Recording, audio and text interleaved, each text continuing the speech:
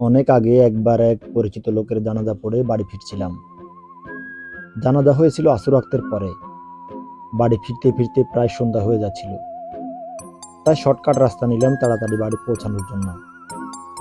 Shortcut রাস্তাটা ছিল একটু জঙ্গলে ঘেরা। আধো আলো আধো অন্ধকারে যখন বাড়ির দিকে হাঁটছিলাম, তখন হঠাৎ দেখলাম আমাদের গ্রামেরই এক লোক ওখানে দাঁড়িয়ে আছে, হাতে বৈদ্যুতিক তার। সামনে একটা গরু ঘাস খাচ্ছে। আমি ওনাকে জিজ্ঞেস করলাম, এই সন্ধ্যাবেলা এখানে কি করছেন? উনি বলল, দেখছো না, গরুকে ঘাস খাওয়াচ্ছি। উনি আরো বললেন, যাও, তাড়াতাড়ি বাড়িতে ফিরে যাও। আমি আর কিছু না বলে আবার বাড়ির দিকে হাঁটা শুরু করলাম।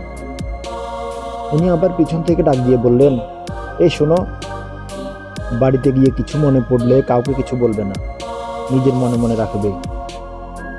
বুঝলাম না উনি কথাটা কেন বললেন। আমি কথাটা চিন্তা করতে করতে বাড়িতে পৌঁছালাম। আর তখনই আমার মনে পড়লো, আমি যে লোকটাকে দেখেছি, লোকটা প্রায় 1 বছর আগে ঠিক ওই জায়গায় গরু চড়াতে গিয়ে বৈদ্যুতিক শক খেয়ে মারা গিয়েছিলেন।